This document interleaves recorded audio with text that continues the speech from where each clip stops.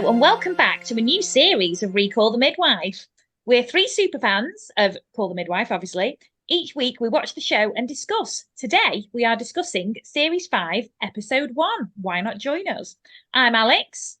I'm Becky. I'm Jen. And a quick reminder that this week's episode deals with severe birth defects and disability and alcoholism. So if those are topics you would prefer to skip this time, we understand and hope you join us for the next one.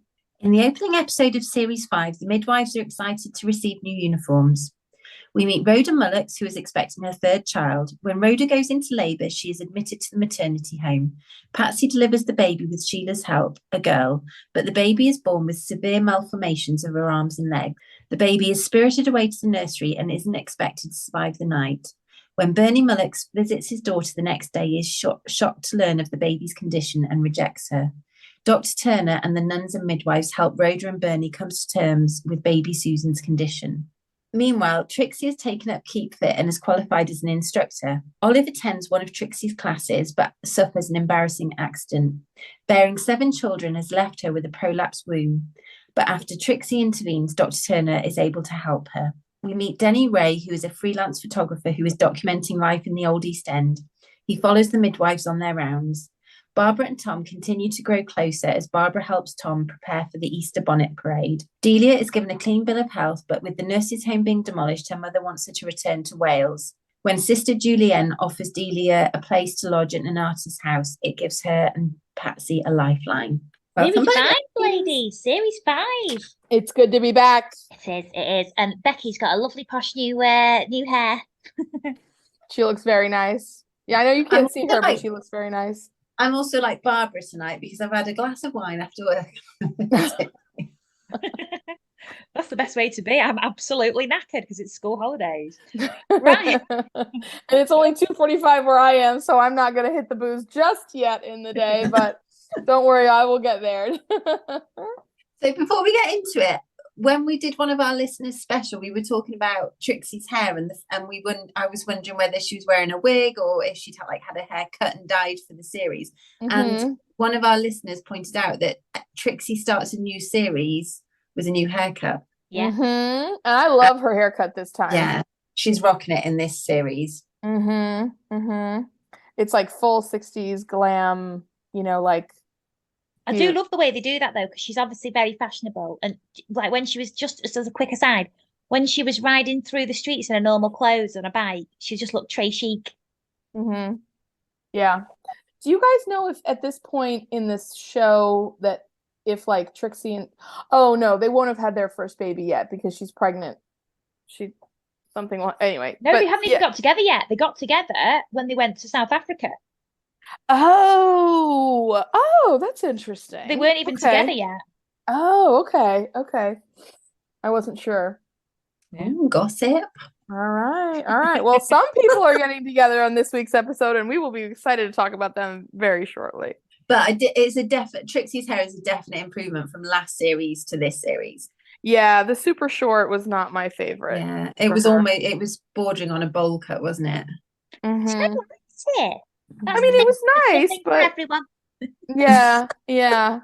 Or as Sister Evangelina said, there's what is the phrase she said about an old slipper for everyone or something when she was talking about Chummy and Peter getting together?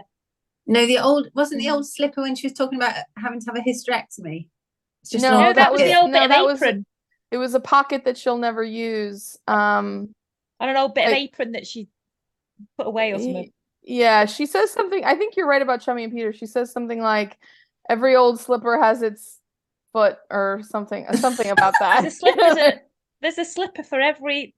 Oh, this is really well done, girls. Right now, I will say Series 5, we've not improved. The expression that I always heard was, "There's a pot for every lid," which means that there's like a person for every person, but or a lid for every pot or something like that. But anyways, either way, we should get into it. So we start the series with the new uniforms. Now, I'm not the best, but I wasn't as observant as Tom to notice that much of a difference between the two sets of uniforms. Oh, I did. It's got a waspy belt as I did notice the belt, because aren't those belts are what modern day nurses would wear, aren't they? Yeah. I thought that. Like, they're very, very similar. I remember I used to have a belt like that. I think it was for brownies. It wasn't a blue belt, but we had a belt like that with a weird clip around. And It's at like a high butterfly school, clip, isn't it? yeah. Yeah. I noticed the shawl collar was different and some of the detailing around like the neckline and shoulder line and everything was a little bit different. Also, the skirt is fuller, which I think makes a difference. Doesn't have a poodle on though. No No. poodle, no poodle. The thing is, they really change, and then they still wear the red cardigan and everything. Oh, and then the collar is also a different color than the dress, and the dress is a different color blue than the old dress. Hang on, can I Yeah. just say as an aside, Jen used Yeah. to work in costume. Yeah. So Jen is a lot more. We're like, yeah, we didn't really notice. And Jen's like, well, this happened, this happened, this happened, this happened. Well, it I was love- interesting. Go ahead. Well, I was going to say, Sister Julienne described them as professional, practical, and rather pretty. Yeah. But then when Nurse Crane interjected and said we're midwives, not glamour pusses, I don't think glamour puss was probably the look that Sister Julienne was aiming for. No, Yeah, no, but not also, really. I loved when she was all serious with Sister Julienne, and then when she got out with her package, when she got outside of the door and the girls were there waiting, she was like, "Go on, then I'll race you." I loved it. Well, Now, also- did you guys think? I'm just going to interrupt Jen this whole time today. that's I'm a okay. bit drunk. I love it. It's on a tear. When they rushed past Sister Mary Cynthia on the stairs, did anyone else notice Sister Mary Cynthia give a bit of a look, as in like, Yeah. I feel a bit like I'm left out here? Oh no, I She missed didn't. it. She's nostalgic. She's thinking, "Oh, Yeah. that's not my life anymore." Missing out a bit. She's because Oh, also she's yeah? left out of that, isn't she now? Whereas she used to be one of the girls all the time with the same girls, but she's not there. Yeah. Well, she already got her new uniform, I guess, right? Yeah. Yes, Cynthia, shut it. Um, Yeah. can I just say I've written slacks in Denmark? I love I that. will say I mean I know why they get dresses as uniforms, but I always feel better in a pair of pants when I have to do something like kind of intense. You know what I mean? Like, Cycle in like a cape because they've got a cape now and a skirt. Oh. How did they do that? see, this is the thing. I think the cape makes me absolutely nuts. Like, I just know if it were me, I would like a coat, like when they're like in Jenny Lee's time and everything, they just throw on that trench coat, do the belt, get out the door and everything. The cape to me, I know every morning at like 6 a.m. when I'm tired as heck, haven't had any coffee, running out to a birth, trying to make sure I have all my stuff, those straps going across the body would absolutely confound me. Like, I've always thought that. The cape to me seems the most impractical thing I could ever think of. I would never choose a cape. Never, never, never. And also on a bike. Yes. I know they get it's caught in the wheels. It insane. does not make sense. And the chain. It's just a very Also- dangerous situation. It never seems to like button up. Like you hardly ever see them walking where it's buttoned up. And like I get they have a cardigan on, but it's like just a cardigan. Like it gets so cold in the UK. Like I mean the trench coat, it's like at least you can have a coat and then you can put stuff under it or whatever to keep yourself warm. But the cape, it's just like how impractical. You must be freezing half the year. And you can Well, do a they've chubby never with a got- trench coat. They've never got a proper winter coat on. No. Well, do you remember Chummy though with her trench coat going into Peter with nothing else underneath? Oh. She couldn't do that with a coat, could she? No. Well, she could, but she'd be an exhibitionist. She'd be really flashing. She'd be arrested. Let's be honest. Yeah. Okay, Jen, I've interrupted you a good amount of time. Oh no, you're fine. There must be something else to add. I just think I will say I don't think it's very realistic that Tom would notice a difference in the uniform. Like I don't know any man on earth who would notice anything like that. I mean, I don't think men ever notice clothes or hair. I or will say anything actually, like that. I think my husband probably would, but he is a graphic designer. Like he's very into stuff like that. Like he says stuff like, "Oh, was that stitching there before?" and stuff like that. He And I'm like, does. yeah. Oh, okay. Well, But he's that's literally- part of his job, innit? That kind of thing. Oh, well, I'll just give this example because this became like a running joke between me and my sister that like whenever we would go to a wedding or she would go to a wedding or whatever like that, and you'd come home from it and she would, bring a boyfriend or there'd be like a male cousin or friend or whatever of ours. We'd say, oh, what did you like? We would, you always want to like rehash and like talk about the wedding and what you thought of it and everything like that. And we would say to the guy, like, oh, well, like what was she wearing? Especially if it was like we didn't go, but then they went or something like that. It's like, oh, she wore a white dress. And it's like, well, yeah, we know she wore a white dress, but like you like what kind of white dress? And they were like, I remember specifically one time my sister's now husband said, oh, I think it had It was white and it had like holes all over it. And I was, Lace. yeah, it was like lace or like an embroidery like cutout or something like that.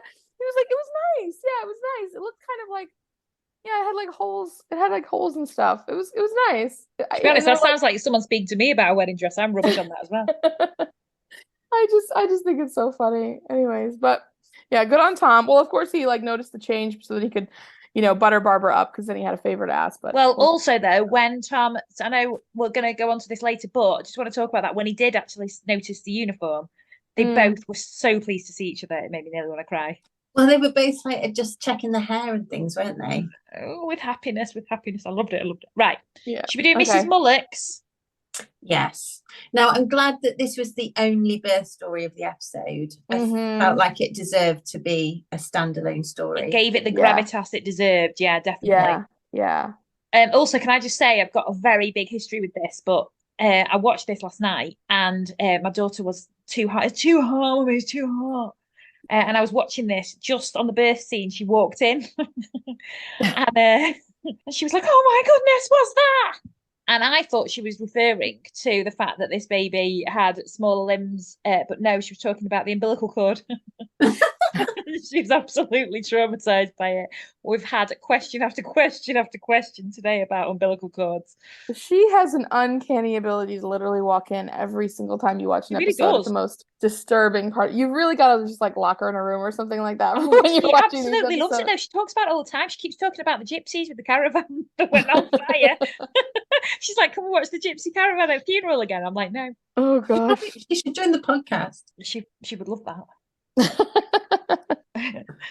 That's right. So should we talk about the Mullockses? Family. Mullockses family. Do you think it's CKS or OX? It was CKS, wasn't it, on the baby Mullocks bit? Yeah. My subtitle says CKS. Yeah. So it's Rhoda and Bernie, the mum and dad. Yeah. And then you've got Perry and Belinda. I love those names for the time as well. Perry. So good. Yeah. So good. But they are, normal average family they live in quite a nice house. She's the homemaker, her husband works. Belinda seems really clever, actually. She seemed very emotionally intelligent. She was like, oh, thank you, Mum. Sit down, Mum. I love that. I just loved her. I thought she was so lovely. And Perry's in the world of his own with space, but they also that's how they got the photographer involved with the space thing, blah, blah, blah. But we'll go on to that later. But they're an average run-of-the-mill family, and Rhoda's, this is her third pregnancy, apparently a bit of a surprise. And she thought she was going into labour, didn't she? Played up to it a bit, didn't she? She was getting twinges. Well, I think she was going into labour, but she was basically just wanting to get out of the house. Oh, yeah. She was like, I need a night away from my family. I'm so over this. I want to just like lay in bed and like just chill out. But before we talk about the birth, I loved when she said to Belinda, because Belinda was doing her homework, because like you said, she's quite clever, and Rhoda's like, more homework now, less housework later. So true. So true. I'm going to use that in the future. Yeah. Yeah. But she was like, I've written here, because obviously she went into hospital, into the maternity home, just had a night with reading magazines. She asked for a cigarette though, that made me laugh. And she was going to have breakfast in bed the next morning, which she was, you can tell, so excited about. Well, I've written here, I would love a night off in a quiet hospital with magazines. So when she was defleeing the dog, as she was basically telling Bernie that she'd gone into labour, she's sat at the kitchen table defleeing the dog. I think that just represents how much she had going on, though. Like how much she never has a minute off. If there's always something doing. She just cleaned the parlour. She was doing the dishes. She's then defleeing a dog. That she's flicking fleas across the kitchen table. Well, maybe she could have got her husband to do it if he came home from the hand and shears one night a week instead of going out and spending money and drinking and being with his friends and everything. My God. Yeah. I gotta tell you, I was gonna save this till later, but I'm just gonna say it now. I don't like Bernie Mullocks. I really do not have a good opinion of him. Same. He's mediocre at best. I've written here, Bernie Mullocks is trash. And at worst, he like just sucks. I just like, oh my God, like just drag him across every single emotional goalpost every single time. I mean, my God, that man is like a Neanderthal. God, it's just so annoying. I think Rhoda could have done so much better. Ugh. She could, and she's so beautiful and so lovely, and she's also a really good actress. She's in loads of British stuff over here as well. Yeah, she's so good. Yeah. Also, can we just talk about the birth scene? So she goes into, so then the next day she does actually go into labour. Yeah. And she has Patsy, who, I just love Patsy so much. I just love her. So it was just Patsy on her own at first, but then Sister Bernadette joined because the labour was going on a long while. Sister Bernadette. Did I say Sister Bernadette? Sheila. I am tired. But there was one scene where she had a bum in the air and she was like, I was hoping for a nun, not one of you young uns. I bet you've all got lovely bleeding bums. It just made me laugh. Because honestly, you're there. It's just the most horrible position to be seen in at all times. And she's like, I don't think if you were on your knees, on your back, on your head, on your whatever, it would be, I mean, it's terrible. It's so embarrassing, no matter what position you're in to give birth. It always just looks so, the part where like they have a breech birth and they're like, okay, sweetie, we're just going to edge your bum to the edge of the bed. Just hang there for a second. And then like some lady is trying to literally catch something falling out of your vagina. It's just like, oh my God, like I would literally never live it down. Like, oh God. I just remember I was in the birthing pool and I remember they were like, you need to wee or something. Have you been weed? I was like, I don't know if I've weed. I've been like in horrendous pain for 12 hours. And they were like, right, just get onto the toilet. And there was 4 people watching me on the loo. Do you not find, like, not just with childbirth, but just in life, like when you're fit and well and in your right mind, you're embarrassed by these things. And then when the chips are down, like I won't swear, but you don't care who sees what. Yeah. Well, at a certain point, probably you just get so demoralized and like full of pain and like just tiredness that you're just like, do whatever you have to do. This has to be over at some point, right? I just remember hating every second of it because it just hurts so much. But like, just remember sitting on the toilet and my husband being like, afterwards laughing, being like, that was nice watching you in the loo.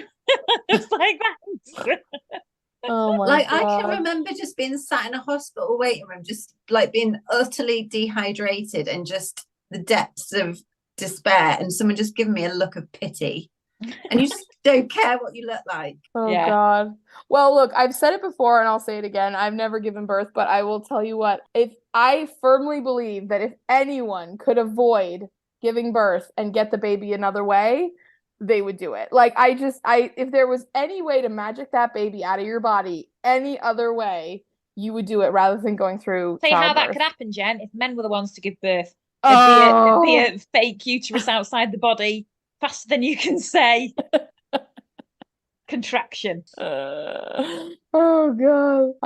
Everyone says it's the most natural thing in the world. It is not. It is the most unnatural thing that has ever happened to me. Anyway, let's carry on talking about Rhoda's. Yeah. Now, in terms of the sisters and the midwives, this must be the worst deformities they've seen in childbirth. 100%. Yeah. 100%. Because obviously now we know that it was the distal and the thalidomide. Obviously, they don't at that time. But they were talking about, they were talking about Jeffrey with the thumbs, weren't they? Or was it baby Mr. Jeffrey? I've forgotten. Was the baby called Jeffrey? Who's this baby you're talking about? I've missed this baby. So, and I was going to come on to this when we talk about the thalidomide scandal. So when the nuns and the midwives are talking over lunch, over a cold spread, they're chatting about visiting patients, and they mention Mrs. Gallagher, who lives, is it Lisbon Buildings? Yes. This is a deleted scene. This is a deleted scene for us. We have the lunch conversation, but for us, the lunch conversation is about Easter and Lent and giving up the sweets for Lent and the Easter bonnets and all that. We don't have this conversation about the thumbs. Oh, so they're having a conversation, and I think it's Sister Evangelina says that someone needs to check in on Mrs. Gallagher because poor Jeffrey Gallagher's been born with missing thumbs. So that's already a talking point that this has happened, and that's missing thumbs. Yeah, it's unusual, but my point being, it's something that's big in their lives. Otherwise, they wouldn't mention it. If you see what I mean. So this must be the worst, I think, that they've seen, because they all look shocked. And Sister Bernadette, I keep calling her Sister Bernadette. Sheila had been a midwife for years and years before, hadn't she? Yeah. And the look of shock on her face didn't look like. Well, also we know it was really bad because Dr. Turner was like, it can't live. Well, the thing they say, and I think this is where your point is well made, Bex, is that they both look at this baby, and I think when they see a very deformed baby or whatever, that Dr. Turner says that there's no way the baby can look like this on the outside and not have internal issues as well. Yeah. And so they're just kind of waiting for the baby to pass away naturally because of, because it doesn't have the ability to sustain life. Yeah, Dr. Turner called it malformation, didn't he? Yeah, and so they may have seen other children who looked equally as bad or possibly worse, but those babies were not able to survive or were stillborn at the time that they, came out. So I think what's really rare about this is that they're just kind of looking at this baby who does have these really, big, physical issues, and then just kind of feeling like the inevitable is coming. And in this case, the inevitable does not come. It actually goes a whole different way, which everyone's so shocked about. But just the way they handled it, I can understand why immediately they take the baby off to the nursery and they don't let Rhoda see her or hold her. But I don't know the fact that they don't think that she's going to survive the night, but they still keep her away from Rhoda. And in the past, when babies have passed away, have been stillborn or passed away shortly after birth, they don't even let the mothers see them. So I just don't like, if baby Susan had passed, would they have then, I just think the way they handled it, would they have even brought her to Rhoda, or would they have just, she would never have seen her? I think it's also because I was thinking about this, because I wondered about, because obviously Mr. Mullocks didn't have a great reaction to the whole situation either. And well, that's a very kind way of putting it. Well, we'll talk about that.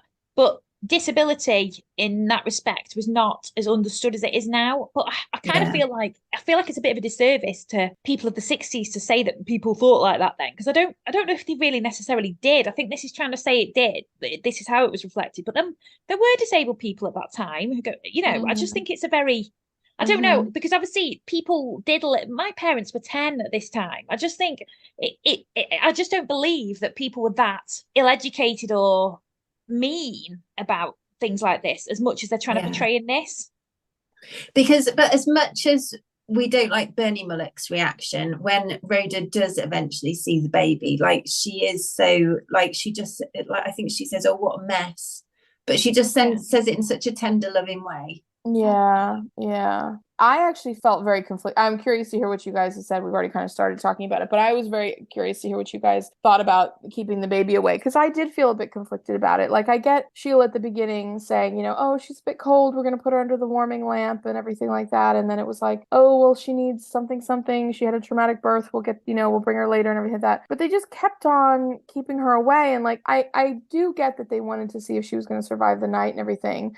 But it just, I don't know, at a certain point, I just was kind of like, she's given birth. She's kind of, settled back down again and everything like that. She's gotten a chance to kind of pull herself together a little bit and everything. And like, she kept on asking for her baby. And I just, I don't know. I just think like a lot of, I mean, and hats off to Sheila, because she really, she got the cigarette. She like kind of mentally prepared herself to go in and talk to Rhoda about it. And, she had a conversation with her first, and then she said, would you like to come see the baby? I mean, I think she was doing it in a very thoughtful way, but then like stupid Bernie like walked in and like screamed and like, slammed the door and everything. And then that was all ruined. And I just think if they had prepped Rhoda a little bit sooner, maybe then, or like both of them saw Bernie in the waiting room, like, why didn't they say, I don't know. I just, to me, like if Rhoda had known earlier, and then Rhoda could have talked to Bernie about it in advance, maybe they could have had a slightly better outcome. But I don't know. I don't think it was bad. I just felt conflicted about it. See, I was very, like, not to get too real here, I got very, very triggered by this, because I had to literally disappear straight away after having my baby and go straight to surgery for a few hours. And I kept asking about my baby and no one would tell me. So I thought that something was really wrong with my baby. Literally no one would say anything. I had this nurse who basically was speaking to me the whole time. I was a bit like, don't speak to me. I want to find out about my baby. And then I passed out or whatever. And then, but the point is, it was really triggering for me, and I was a bit like, why? Just tell her, just show her the baby. And I feel like the outcome was never going to get any better. Like prolonging it wasn't going to help the situation in any way. Like that, even if they thought it was dying, that news still had to be delivered. And if the baby hadn't have survived the night, they'd have just deprived Rhoda of the chance to be with her baby in its last moments. 1000%. I mean, I think Rhoda would have wanted to be the one to hold her, like if she wasn't going to survive, you know what I mean? Exactly. That's what. Yeah, exactly. We all had the same thought there. Also, can I just say, completely on this point, but not on this point, how cool were those old bottles they had for the baby?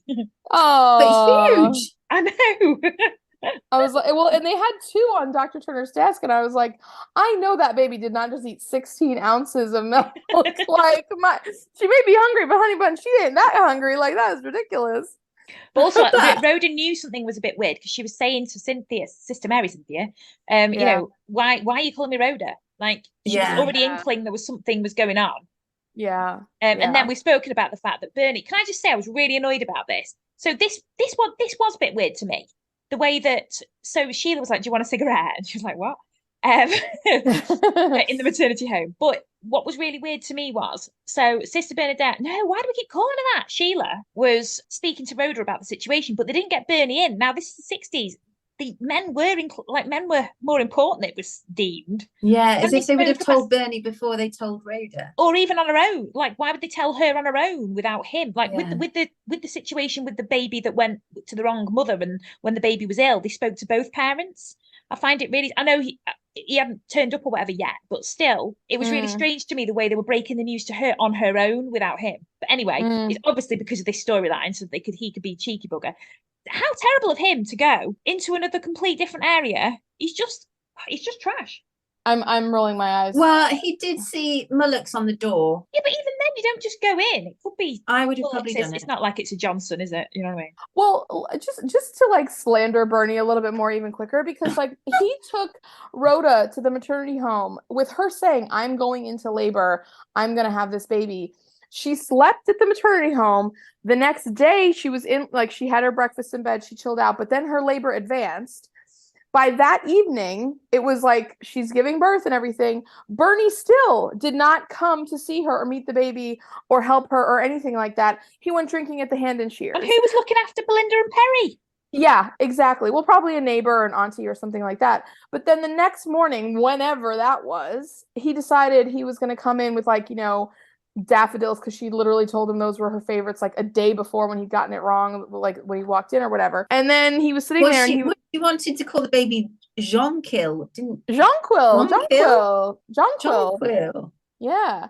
Do you not like that? But we're going to get thousands of letters from Jonquils now. Oh, see, I thought Jonquil was really nice. I think Jonquil is a gemstone. It's a daffodil. That's why he bought daffodils. No, I don't. I know. I think he brought daffodils because at the beginning he walked in and she was like, "Oh, daffs are my favorite." Remember when she was that's why she said it's a pretty flower name. Maybe that's a deleted scene for you as well. So yeah, wait, say Jonquil's a flower. Oh, no. Okay.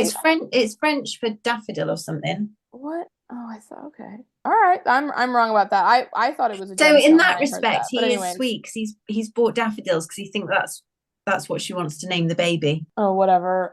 Yes, fine. But like, I'm sorry. He's an absolute monster about that baby. Like, the flowers ain't gonna save it. It is a daffodil, by the way. Yeah, it is. I'm just looking. Now, I also have to criticize Dr. Turner because when he basically sat up all night with the baby, but then he says to Sheila, and this is along the lines of "put it in a drawer, Sheila." He just says to Sheila, "Go home. Don't get involved with this." But she's already involved, Dr. Turner. She was there at the birth. Yeah. Oh yeah. We've got our own family. He was like, yeah.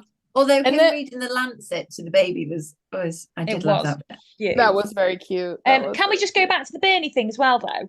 Yeah, because I want to talk about the fact that Bernie, it's not that he's a first-time parent and he's never dealt with anything like this. When he was like, "I've seen it, and there ain't any way that thing's coming back into our house," right? Yeah, that thing. He's had 2 babies before. He knows the love that you have for a child. He knows the bond that he has with Belinda and Perry. Yeah. I just don't think there is any way in this world, like, the writing on this is amazing. I love it. And obviously there's different storylines that have happened and we'll have to see if it is in the book or anything like that. But I just don't think it is feasible for any second that anyone could reject their child after having 2 already and knowing the love he has for them. How he could reject a child like that, I just don't think it would happen. And I do appreciate that, but I don't think any of us are in a position where we can judge someone else's reaction because... Oh, sorry. No, I'm completely judging. Sorry. No, I'm not going to do that. Not judging business. That sucks. I mean, if you are going to have a negative reaction, like, that's one thing, but to literally dehumanize that little baby and call it like an object or a thing, or, you know, just what all those horrible ways that he referred to it, like, absolutely unreal. I listen, I'll give him this. It's a shock. It's scary. It's, really upsetting. It's very sad.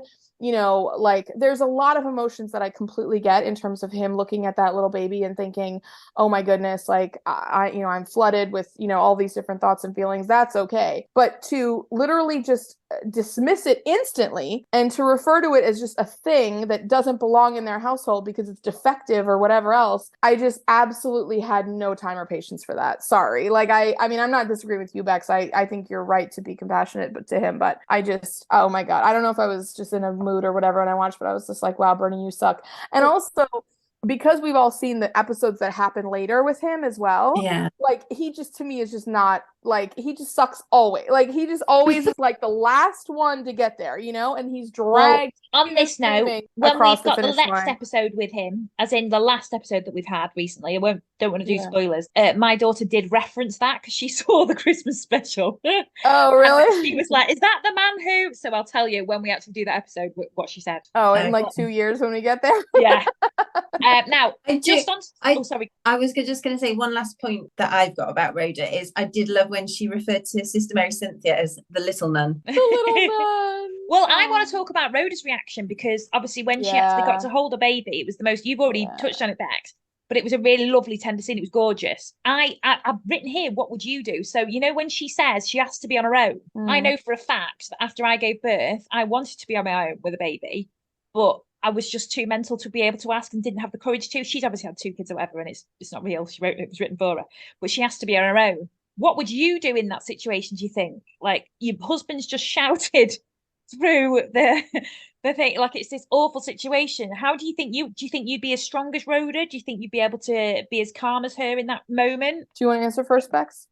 I don't know. I just think it's so difficult to tell. In some ways, I mean, I've been in situations where you've dealt with poorly children, and in some ways, it's helpful to have people around because you can lean on people. So I just think it's, if you're left with your own thoughts, I don't know. I just can't call it. Sorry. Yeah. Well, I'll give this answer. And I'll just do this qualifier beforehand. You never know what you'll do in a situation until you get there. So, all I can do is conjecture. If I had the presence of mind to say, can I just have a few minutes to just kind of think about this? I will say one of my processes about a lot of, really big life decisions is like, okay, let me just stop and think about this for a second and then make a decision, or, kind of see how I feel about it. Like, think about what I'm ready to do, what I'm ready to offer, what I can, handle in a situation. And then if there's other people that are involved, how we're going to work it out together, in going forward. But I will say I'm not going to give myself credit for, being like so wonderful and magnanimous or whatever, but I do think that I would at least have the same reaction as Rhoda, in that it would be like, okay, how are we going to move forward with this little one and have the best opportunity possible with what we're facing at this moment. I would like to think. I'm really glad for the storyline that it's her third baby. Because she knows the love that's going to come. Like, I didn't feel that love for 2 weeks plus. Like, I was there and I was like, oh, it's cute or whatever. But but I was also really shocked and didn't really. I was struggling to bond. I wasn't well, and you know what I mean. Like, it was all there. It was a really. You had a very complicated situation. Yeah, but it was a really hard situation. But it was my first. I didn't know what was going to come, and everyone's like, oh, you love it the first instant you see it, and then you have this guilt that you don't do that, and it was just awful. Whereas she knew that love was coming, so I'm really glad that it was a third. At least she knew that love was there. She loved it. She knew what was happening. I don't even think it's a situation where she knew that love was coming. I think she felt it immediately. Yeah. But also at least it wasn't the first, and she didn't feel like, she wasn't just in shock. And let's just give Rhoda like another layer of credit too, because I think separate from love is kind of, the practical understanding of yourself as a person and what you're capable of handling. And obviously, again, I mean, no one knows, in advance, or, and it's going to be really hard for them going forward for sure. And that none of that can really be anticipated in that moment when she's holding the baby. But one thing that Rhoda says, which kind of gives me an inkling that she was thinking about this in a much bigger picture way that clearly not a lot of other people were, it's definitely her husband wasn't, is that she said, oh, I was given a unique name, something that really made me stand out, and I always loved that. And my kids, I gave them really unique names because I wanted something that would kind of be like a special thing about them from the minute one that you would meet them. And she's like, but for this little one, I'm going to call her Susan, because then she's never going to have to spell it. She's never going to have to explain it. She's never going to have to say it twice for people to get it. And it's just going to, it's at least one small way that I can make her daily interactions with people easier. And that to me was like, girls, smart, I was already like sobbing like so early in this episode. Honestly, if I didn't already have a child by the time this was on, I would have named my child Rhoda. Like if I hadn't seen this before I had her. I love Rhoda is a true hero. She is a true hero, and she will be throughout the series. But oh my God, I love her. Yeah. Another thing on this storyline just is also the Sister Cynthia. Sister Cynthia was really involved with this. So Sister Cynthia went to the house of the Mulluxes. The Mullux. Am I saying that right? Mullux. The Mullux family, I'll call them. To speak to Bernie. This is when he actually answered the door, because he wouldn't answer the door to Dr. Turner. No, I thought, doesn't Dr. Turner go? Mm-hmm. Yeah, but then afterwards, Cynthia goes to get the clothes. Cynthia goes. Yeah. But he's like, she's not bringing that monster home and things like that. But I know it was awful. But Cynthia, he was like, what do you know about this? Cynthia. Sorry, Sister Mary Cynthia. Sorry, I'm saying Sister Bernadette. I'm saying, you know what I mean. Anyway, Sister Mary Cynthia. It was actually really touching, the scene that she spoke about. He was like, what do you know about this? And actually, she did know, because there was that really gorgeous scene between her and Sister Winifred about Cynthia's baby brother who had water on the brain. He died when he was quite young. And she was like, another deleted scene for us. Oh, you're joking! Oh, it was so beautiful. She said we got all the stuff where she talked to Bernie, but we didn't hear about the baby brother. Oh, well, he had a baby brother with water on his brain, and she said about people looking all the time, and it made her see him through their eyes, and it made her feel ashamed about the way she thought that. And then she said he died a long time ago, and that made me realise how much he really mattered. And then the thing that really was a bit weird, though, she turned into a bit of an anti-vaxxer. She was like, no good in asking why. Well, actually, no, Cynthia, that's actually wrong, because if they didn't ask why, they would never have actually discovered that this was caused by thalidomide or Distaval. So, not so good. But also the other thing. Go ahead. Well, I was just going to say, she also, when she started to talk about her baby brother, said she's not supposed to discuss personal matters, but then proceeded to discuss personal matters. She's already got the teacup that she shouldn't have possessions. Becky's the nun police. She's making sure they're following all the... Do it properly. Yeah. Oh. Anyway, so Cynthia also sorted out the clothes for baby Susan, which I loved. Oh, and I love Rhoda that was like, part. oh, Norman Hartnell better watch his back. I loved that. See, I love Rhoda. So she's already making best of the situation, isn't she? Yeah. Also, so we need to hurry up on this one. Sorry, it's me holding us back on this. But obviously, Bernie kind of came around, didn't he? Well, dragged there. Yeah. Sorry. But so we brought Belinda and Perry to see their little sister Susan. And I didn't like the way that Rhoda was promoting violence to her son Perry. I don't approve. She was like, if anyone says anything, you just hit them, don't you, Perry?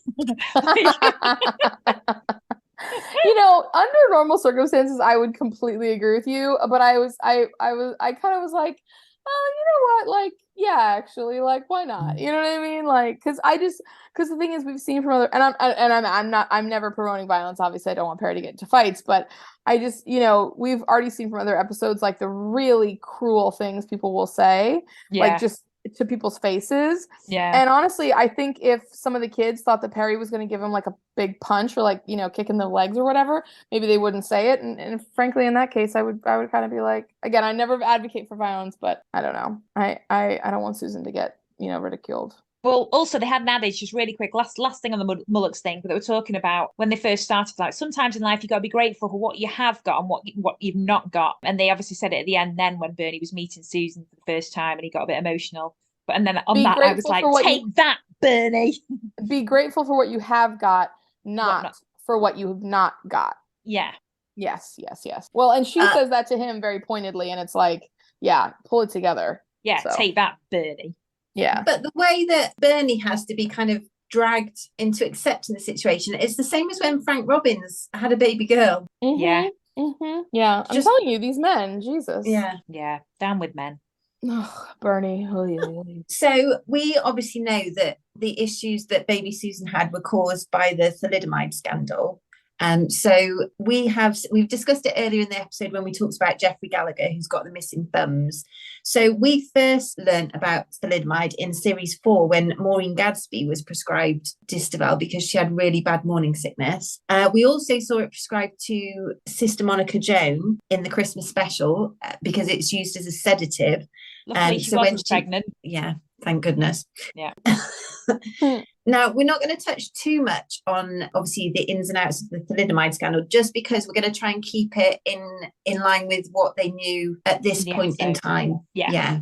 So, obviously, we know that thalidomide caused a range of disabilities. So we've obviously seen that because we've seen, I mean, obviously those of you who have kind of a shortened episode, you don't have the context of Jeffrey Gallagher and Susan Mullocks, but obviously we've got it caused shortened or missing limbs, malformed hands, damage to eyesight and hearing, brain damage and damage to internal organs. So I mean, at this point of time, they've not made the connection between the disabilities that these babies have suffered and thalidomide. And that was because of the range of deformities and the severity of them and the fact that thalidomide was traded worldwide under different names. So we're not going to touch too much on that in this episode because this storyline is going to develop in this series. Yeah, which is unusual. More comprehensive discussion later on. Yeah, but it's also unusual because I'm really glad they've done that though. They do revisit this, spoiler alert, and I'm really, really glad they do because it did need this attention because this was something that happened in this time period. And I'm really glad they have given it the focus it deserved. Also, this is like really great narrative historical storytelling too. Yeah. Because if you don't, I mean, none of us were, we know about thalidomide, but we were kind of too young to have grown up with people who were our peers dealing with this. You know, there are still people who out there who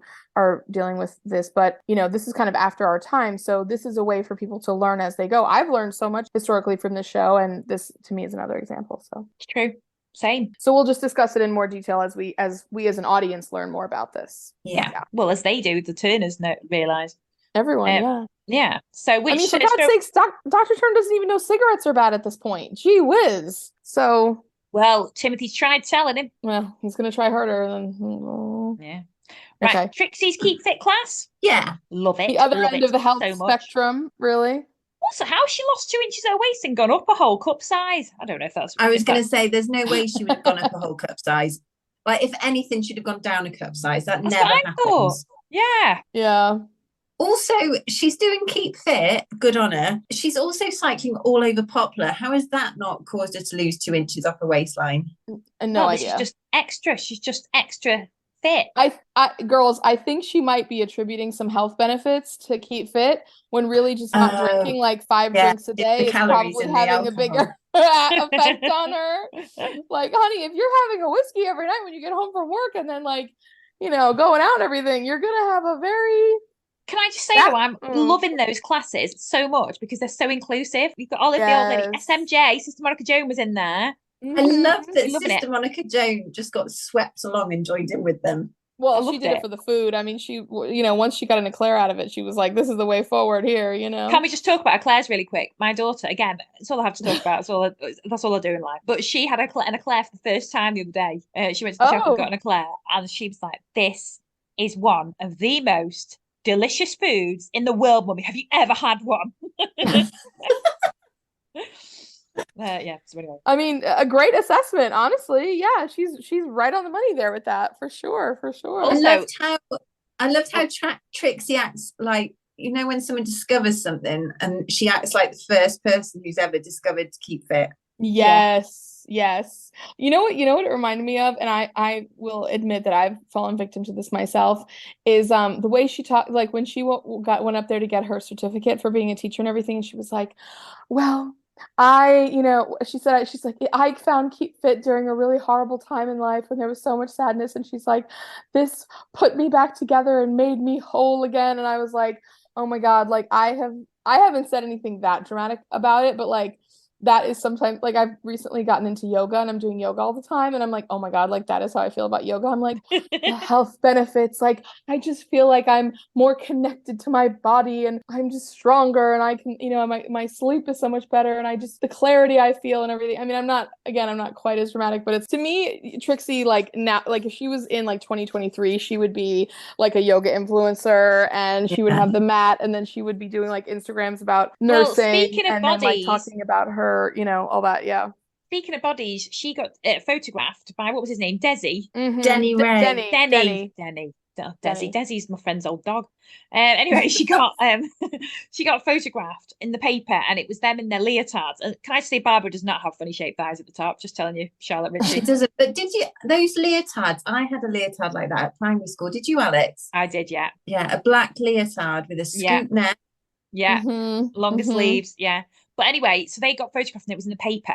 And Sister Julianne and Sister Evangelina were kicking off because they were like, your outlines are up for everyone to see. And I really love the way that God gave you. I love the way that Trixie was like, if God gave us those outlines, I'm very sure he wouldn't mind them being on display. Yes, Trixie. Trixie was holding her own in this episode, I thought. She was brilliant. And also, I do think Sister Julianne has got a bit of a bloody cheek, being like, you're supposed to be doing this, you're supposed to be doing that. Well, hang on, you go off for Compline every night at once at a certain time. Why is that okay for you and not for them? And she was like, with all due respect, we're not nuns, and they're not. Also, the other thing I really liked in this episode is how her fitness class opened up about women's health and not just about, you know, childbearing women. Yeah. Well, I was glad that it was brought in, and it was funny actually because I thought about this when I was watching the episode. I was like, wow, you know, like this is a group of women that we've literally never seen them have a conversation about their body in terms of I want to be bigger, I want to be smaller, I want to have this, you know, like I want to be this way or that way. Like they just don't have those conversations on the show, and it's so lovely and freeing to not just see women like sitting around talking about their weight all the time or like their appearance or how they look or like, you know, what they wish they look like or, you know, like being on a diet every single day of the week or whatever like that. I just thought that was so nice. And like I mean, I know I just joked about it, but like the way that Trixie talks about keep fit is like it's really something she does for her overall health, not just her physical health or just her weight maintenance or whatever like that. I mean, I know she says the thing about her waistline and everything, but that's how she really frames it, is like, you know, this has been so healthful for me just from every with Olive. Like Olive didn't know the word for vagina. Oh, that really broke my heart. Me. Oh, that broke my heart. Yeah, she's like, all you had to do was ask Olive. And Olive was like, well, I never had the words, did I? And Trixie was like, no, you didn't. Oh, and Olive, poor thing, when she was sitting there with Trixie and Dr. Turner describing all the ways she kind of like tries to like shove her vagina back up and or uterus or whatever. I mean, I just was like, oh my God. I'm not gonna lie, nearly collapsed. Oh, it was sending chills down my spine, but I just thought, I mean, like, how would you know that there was any other way to do it? You know what I mean? And like, you know, like your body is treated as like this really embarrassing, shameful thing all the time, especially women. And it's just, you know, no wonder. Oh, it just really broke my heart. Now, did anybody else pick up? Obviously, Trixie is basically trying to indoctrinate everybody into a new Keep Fit class. Did anybody notice when Nurse Crane declined because she likes to stick to a Canadian Air Force routine? Yeah, every other morning, as you well know. I looked this up, so I was like, the Canadian Air Force routine, what is this? So this was something which was developed in the 1950s. So it was 12 minutes every other day. Okay. It was 10 basic exercises. So this is what Nurse Crane is doing every other day. She's doing toe touching, knee raises, lateral bending, arm circling, sit-ups, chest and leg raises, side leg raises, push-ups. Now I cannot do a single push-up, so well done, Nurse Crane. No, yeah. Leg lifting and then running and jumping in place. Wow. To be fair, that's actually 12 minutes a day because she's quite, you know, she looks good for her age. To be honest, I might take this up myself. That's exactly what I was thinking when you were saying that. Yeah, because you'd only have to do each one for a minute, seconds or something. Yeah. You know what I mean? And then change position. Can we try it? Let's start doing it every other day. Let's take our measurements and then take up the Royal Canadian Air Force routine and see how we go on. I'm not gonna lie, I'm not sharing my measurements anyway. I'll tell you that for nothing.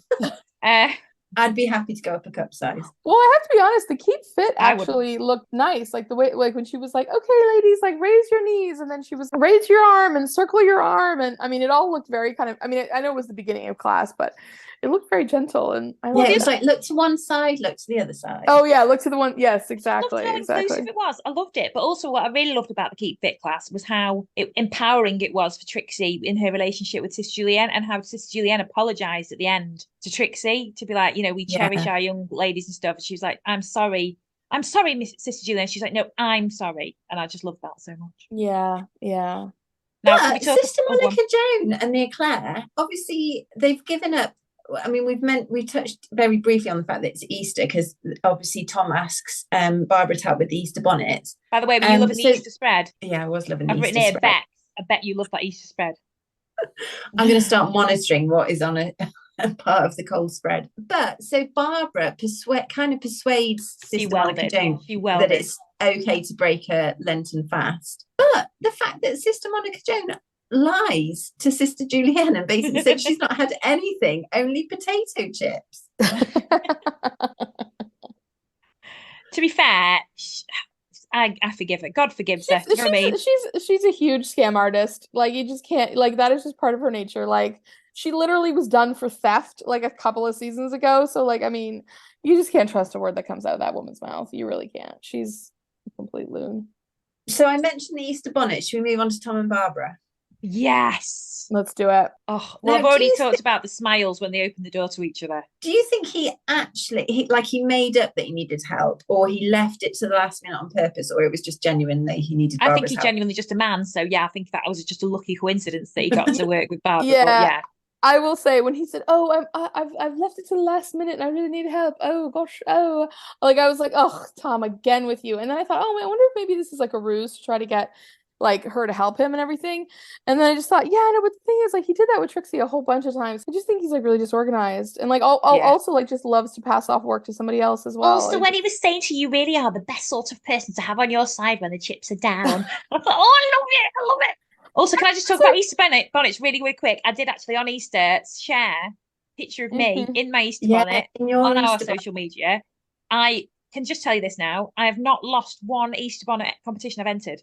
And I have done Easter bonnets for my friends' kids and won. So just saying, I am an expert. There we go. The ones that won were not impressive. Belinda won, didn't she? Her Easter bonnet was not impressive enough to win a competition. I'm sorry. Did you see the girl that won with the swan on her head? She came second. Belinda came first. Oh, see, I wonder if Belinda and Perry like got some sympathy votes. That's what I wondered when I saw them both up there. Well, did you see that Barbara and Tom had made them special? Was that a deleted scene for you? I mean, it was for me because I didn't notice. Well, yeah, I saw them working on them in the church hall or wherever the thing, and then Trixie and Patsy walk up, and then Tom's like, oh, sorry, like, well, we're just doing this, like, nothing else to see here, you know, like that. Well, that's how you know, you can tell he was well into it, because when Trixie came in, it proper rattled him. Yeah, but you know what? The way that Tom said that thing about, oh, you're a really good person to have in a jam and everything, it really reminded me of the way that, like, when you get assigned a group project and like there's one person that does all the work, and then everyone else is just like no, I'll do this, and then they like literally don't do anything, and then like one person has to like put the whole thing together. Like, to me, that's Barbara. This podcast. Yeah, exactly. And then like, and then it is. And then Barbara is like always like going. Spoiler, everyone. Like, that's me. Yes, Alex is the one that does all the work. But then like Barbara is always the one who's like, oh, I'll bicycle across to the hospital and like deliver that formula, and like I'll stay an extra night with his mom or whatever. Like, I'll deliver 15th baby today or whatever like that. So like Tom, no, I mean, like, yes, I do think he genuinely is interested in her, and I think it's very sweet, and he like really is giving her a compliment. But like Barbara's always doing the most, and like that's what is gonna work for them, honestly. Yeah. Like, as a but couple. Also another scene was Sister Julianne talking about Easter, and she was like, "Shall I invite Mr. Hereward?" And Barbara thought Sister Julianne was talking to her. She was about to say something, and Trixie answered. But I think Sister Julianne was talking to Barbara. I do too. And she was talking across Trixie. Yeah. She was talking across Trixie, and just Trixie automatically answered.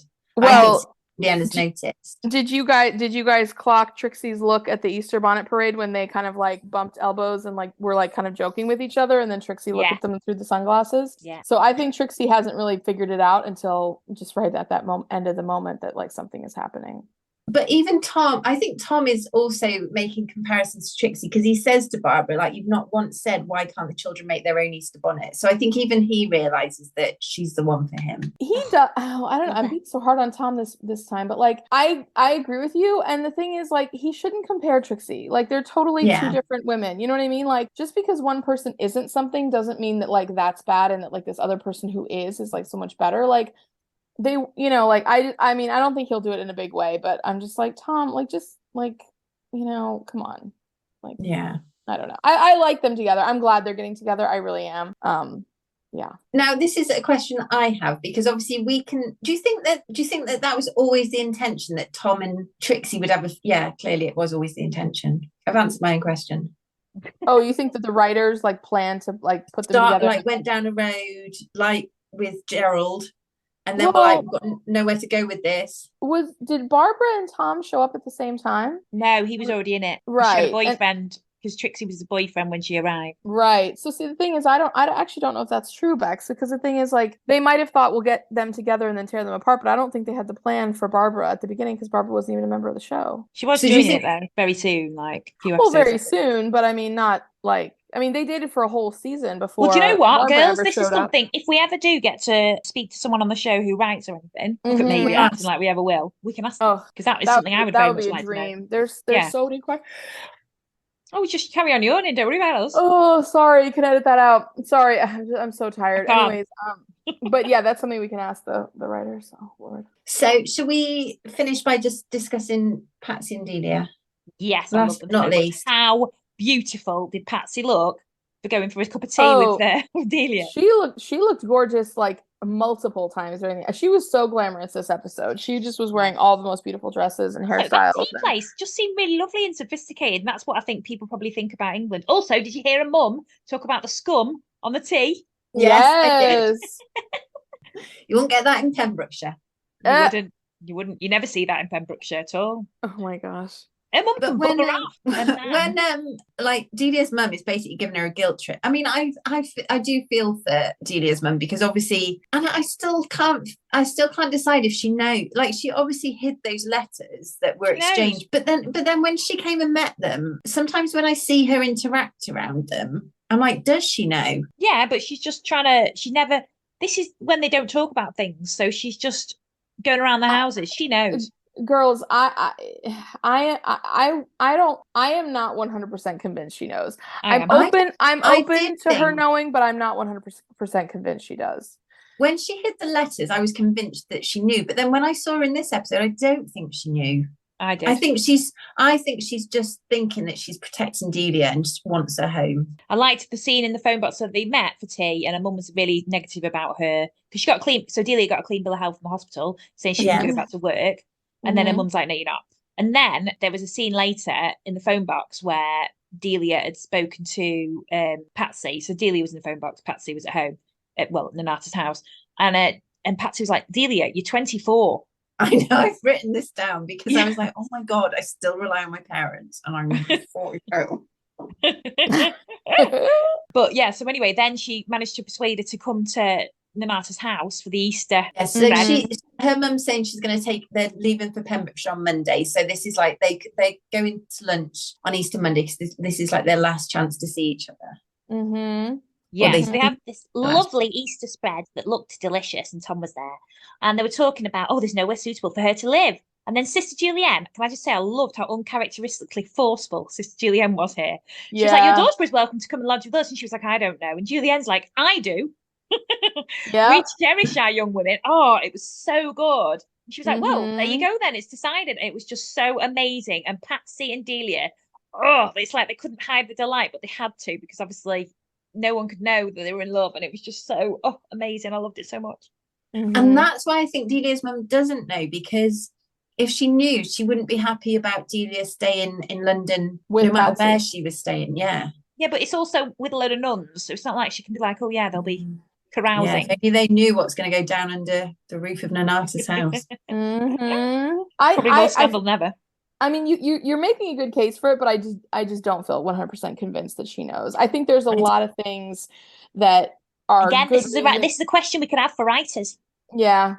There's just a lot of things that make me think the mom could have other very legitimate reasons for not wanting Delia in London, other I than think the she's fact that she just thinks being she's homosexual. overprotective. Yeah, When because the I thing think is, when like, she was hiding those letters, I think she was just trying to cut ties. I don't think there was a reason why she was cutting those ties. She just didn't want her to go back to London. yeah, that's what I thought too. She knows they're lesbians. Well, listen, you can be a lesbian anywhere. You know what I mean? Like being in Pembrokeshire doesn't make Delia not be a lesbian. You know, so Yeah, like but she doesn't have that really glamour puss girlfriend. going around. She looks so glamorous with a red lipstick and a ball gown, basically. I know, like that beautiful dress she had. She looks so good. Right. Yeah. Shall we do heroes and zeros, ladies?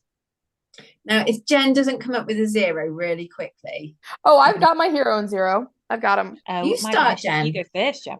Okay, 0 is Bernie Mullix. Yeah. He stinks. I didn't like him this episode. I'm not gonna like him in any future episode.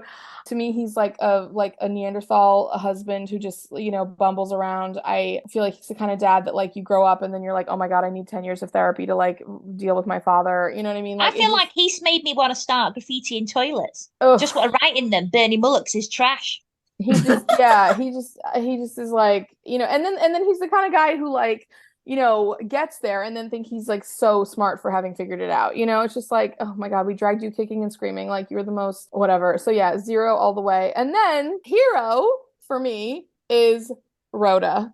Just Nice. I love her. I think she's just like, to me, she embodies, and like so many women on the show do this, but to me, she embodies just like really what motherhood can do for anybody if you let it, like a true opportunity to rise to the occasion and just find new depths of, you know, strength, compassion, love, you know, inclusiveness and everything like that. And whether your child has, you know, any kind of issue or disability or is, you know, healthy or anything in the middle or any of that, or struggles of any kind as they, you know, go through life or whatever, like she just is such a great mom and such a great lady. And I just, you know, and again, I mean, I'm biased for her too because I know how she goes forward as well, but I just love her and I think she's great. And let's not forget that she was still positive and proactive in she didn't think she could go home.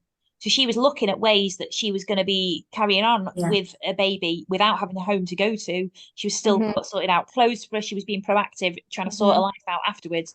And you know what else? And this is not something that I feel like you see all the time on the show, and that's okay. But one thing I really liked is when Sheila and I think it's Cynthia are saying to her, oh, you know, baby has to go to hospital. You know, they want to do all these tests on her. She's like, what? What for? Like, what are the tests even going to do? Like, are they going to tell me why she's like this? Are they going to tell me how this happened? Are they going to tell me what this is and how we're going to treat it going forward? Because she's like, if they're not, I'm not going to have her prodded and poked for no reason. And I'm not going to be separated from her. I mean, like I won't.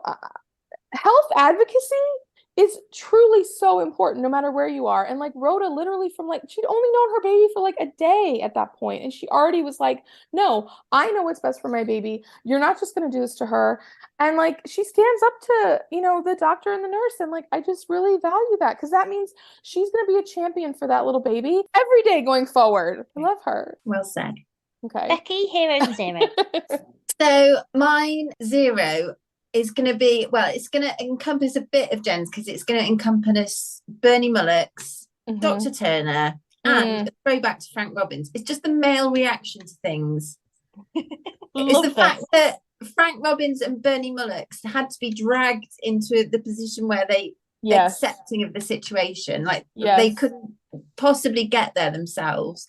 And then Dr. Turner, because of his, also in a different way, his reaction to Sheila with being like, just don't get yourself involved with this. I'm like, just go home. You've got your own children. Yep. Yeah. So that Amen, is sister. Preach it. Yes. My 0. And then my hero is going to be Rhoda is obviously massively deserving, but I'm going to say, so when the women came together and they had a sewing bee so that they could make some outfits for baby Susan, and also just the female companionship when they were making the Easter bonnets, and they kind of, everybody came together, and it was just the support of women supporting women. Yes. Love it. Love those heroes and zeros. I've just raised my fist in solidarity. Yes. Okay, so my 0, obviously Bernie Mullix, but I can't do that one. Mine's Nurse Crane. Oh! And I'll tell you for why. they were at the table and she was talking about how she blames contraception, family planning. She blames family planning for women picking and choosing how they want to live. And I thought, oh, Nurse Crane, get in the bin. And I this know might be a deleted scene for you, Jen, because this is when they talk about Jeffrey Gallagher. You know what? I think she might have said it, and it just was not a huge. I think I might have heard her say it. I can't specifically remember, but I think I heard her say it. But it was very fast, and then they moved on. Yeah. Well, that's my zero. I totally agree. Yeah. Okay, my hero is, well, it's the Mullix women. So we've obviously got Rhoda. We just spoke about that all as above, but also Belinda. So Belinda winning the she was very clever anyway. She was very supportive of her mum and all that.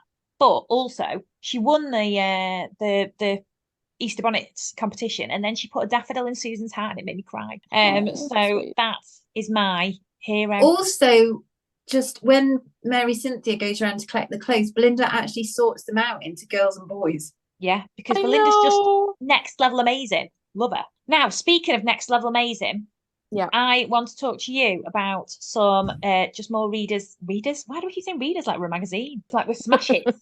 Some more listeners who've been in contact. So this is one on Twitter on Amy Kelland. She's done stuff before, but she says, I love Recall the Midwife. Makes me so happy on a Sunday morning. Well, thank you, Amy. Question, if you were to have a dinner party, which 3 Call the Midwife regulars would you invite? She would have Patsy, Sister Evangelina, and Mrs. Turner. Oh, they're good ones. Oh, that's a good choice, actually. I went first on the Heroes and Zeros, so you guys go first. No, you're just buying yourself extra time. All right, I'll go first. Okay, you go first, Al. I'll go second. I would have Barbara, number 1. Love her. Of course. So much. I would also have Fred. I just think he'd be entertaining and have a few drinks and have a few stories that would be amazing. Yeah. And then my third, it would definitely not be Sister Monica Joan. My third would probably be... See, Sister Julienne's lovely, but is she fun? No. So it would probably be non-nun again. I'd probably go no nuns. Sorry, nuns, if you're listening. But my third would probably be... See, Patsy's lovely, but she's not very fun, is she? Trixie. I think Trixie could be quite fun. Oh, no, she doesn't drink anymore. She'd be a bit miserable with me drinking. She'd be a bit angry at me. As long as she can handle the drinking, like us drinking around her, I'd have Trixie. I think Chummy, I would... Chummy, 100% No, Chummy. I was just going to have Chummy. Chummy, it's not banned from your party. I would not have Jenny Lee. No, same. Oh, you wouldn't have her for anything, Bex. No, Yeah. I'd definitely have Chummy. I definitely have Nurse Crane because I just love Nurse Crane. But who else complements those two? I need a nun, don't I? No, I didn't have one. You could do Cynthia. Cynthia's been both a nurse and a nun. No. Do you know what? I'd have Timothy. He does do some good one-liners. It would be a weird situation. It wouldn't. He does some good one-liners. He's good around adults. It's good. Yeah, Timothy's basically grown up already. I think the people I like that I would want to. I mean, they may not be the funnest dinner guests, but I would go for Sister Julienne, Sister Evangelina, and Nurse Crane. Oh, nice. Yeah, you know what else would be good? Dolly, Fred's daughter. Yeah. Oh, you love Dolly. I mean, I would swap Timothy out for Fred because I do love Fred. I basically. Oh, you should have Fred. Oh no, maybe I'd have would I have Fred and Vi? Because I just love those two. Fred and Vi. Yeah. Fred, Vi, and Chummy. That'd be a good combo. You know what? We should put a shout out. If you're on social media, I'll put this on there as well. But if you could have any 3, who would you have? So I'll put that on there. Well, see, the thing is, I'd also want to have Barbara, and I also would want to have a lot of other ones too. But it's hard to know. Yes. Anyway, very good question. It is brilliant. We've also got another one from Ali who sends me, I'm not going to lie, hilarious things on Twitter. Their opinions, it's amazing. I'm not going to do them all right now, but I will do more of an Ali, an into special on Ali's opinions because I actually love them. She said that Ali says here, I think that someone needs to replace Sister Julienne. She's had a time as the head of the mothership and someone else needs to take over, although I'm not sure who. Oh, Ali, I love you, but those are fighting words, Sister Julienne. Well, this is another one that you two will love. Also, I know it's controversial, but Jenny Lee was such a bitchy character. She was always so judgmental and stuck up. Like, even if she was in a small private hospital, she would still be exposed to gross stuff. Like, that's the nature of working in the medical field. It isn't all sunshine and roses. The way she constantly looked like she was smelling a bad smell is so unprofessional and rude, which is not the way she'd act around vulnerable people in poverty.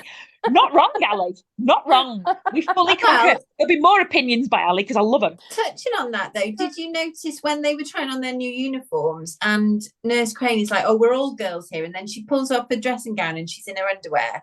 And the look that Trixie gave her. I know. I'm like, for the fact that Trixie, as part of her Keep Fit class, wants to like include people and like and help body women be positivity. confident in that. Yeah. And I'm just like, I just felt that was I didn't take it as her being critical of Nurse Crane's body. I took that more of the undergarments, I think. Well, no, I thought it was more about the fact that she just turned down going to Keep Fit with Trixie's class, and she was being a bit judgmental of her fitness regime.